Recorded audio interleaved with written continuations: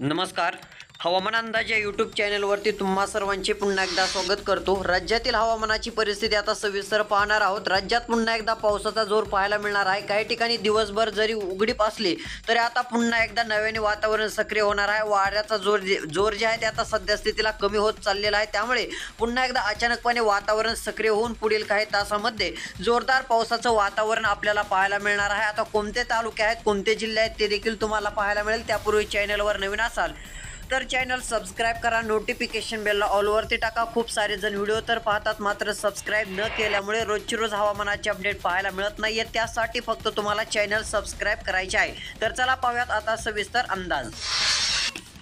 सध्या स्थितीला पाहू शकता, आपल्याला बहुतांश भाग असे पाहायला मिळत आहेत की त्या ठिकाणी आता जोरदार पावसाला सुरुवात झालेली आहे. नवीन ढग देखील निर्माण होत चाललेले आहे. आता पुढील 1 ते 2 तासाचा विचार केला तर जळगावमध्ये अतिशय मुसळधार पावसाची शक्यता आहे. काही ठिकाणी अतिवृष्टीचे चान्सेस आहेत. इरोंडल धुळेचा भाग असेल, चाळीसगाव असेल, मालेगाव असेल, पाचोरा या ठिकाणी सतर्क राहा. विजांच्या कडकडाटासह मुसळधार पावसाचे वातावरण आहे. तसेच इकडे नावी रावेरचा भाग असेल, या ठिकाणी भुसावळचा भाग असेल, मलकापूरच्या भागात देखील मध्यम ते काही भागामध्ये जोरदार पावसाची शक्यता आहे. काही ठिकाणी अतिशय मुसळधार पाऊस आपल्याला पाहायला मिळू शकतो. तसेच जामनेर, मोटाला, इकडे तेल्लारा असेल, जळगाव जामोद असेल, या पट्ट्यात देखील पुढील 20 ते 30 मिनिटात जोरदार पाऊस पाहायला मिळणार आहे.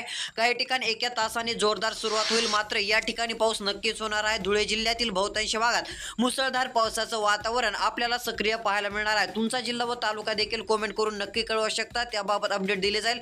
तसेच इकडे मनमाड, नाशिक, वैजापूर, श्रीरामपूरचा काही भाग असेल, जुन्नरचा भाग असेल, इगतपुरी, वाडा, पालघर, कल्याण, डोंबिवली मध्यम ते मुसळधार पाऊस 1 ते 2 तासात सक्रिय होणार आहे. काही ठिकाणी सध्या जोरदार पाऊस सुरू आहे व मनमाडला देखील जोरदार पाऊस सुरू झालेला आहे. धुळे, पारोळा या ठिकाणी दिवसभर जोर कमी होता, मात्र आता खूपच जोर वाढत चाललेला आहे. मध्यम ते जोरदार पाऊस पाहायला मिळत आहे.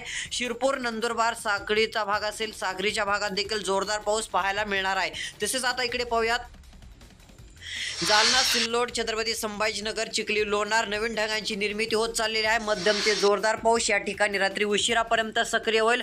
जिंतूर, माजलगाव, परभणीच्या भागात देखील हेच वातावरण सक्रिय होणार आहे. मध्यम ते जोरदार पावसाची राहील. परभणी, नांदेडचा भाग असेल, या भागात देखील वातावरणाला पोषक स्थिती आहे. मध्यम ते जोरदार पाऊस काही ठिकाणी होऊ शकतो. तसेच इकडे वाशिम, कारंजा, अकोट, अचलपूर, अमरावती, आर्वी, कोंडलीचा भाग असेल, या भागात देखील मध्यम ते काही ठिकाणी जोरदार पावसाला पोषक वातावरण राहणार आहे. काही भागामध्ये मुसळधार पावसाची शक्यता आहे. व शेतकरी मित्रांनो, भंडाऱ्याचा भाग असेल, नागपूरचा भाग असेल, याही ठिकाणी आज रात्री स्थानिक वातावरण तयार होणार आहे. तसेच इकडे चंद्रपूर, वाणी, यवतमाळ, पुसद, उमरखेड या पट्ट्यात देखील पुढील काही तासात मध्यम ते जोरदार पावसाची शक्यता आहे. आता सतर्क राहण्यासाठी तुम्हाला एक सूचना आहे, कोणत्या जिल्ह्यात सतर्क राहावं लागणार आहे. तर इकडे पाहू शकता, विजांचा तुफान पाऊस धुळे जिल्हा आहे, याही ठिकाणी पावसाची शक्यता आहे. दुसऱ्या क्रमांकावर नंदुरबार जिल्हा, तिसऱ्या क्रमांकावर शिरपूर, साक्री तालुका आहे. मालेगाव तालुक्याचा देखील समावेश आहे. मध्यम ते जोरदार पाऊस. तसेच इकडे चाळीसगाव, सिल्लोड तालुका आहे, मध्यम ते जोरदार पाऊस पुढील काही तासात.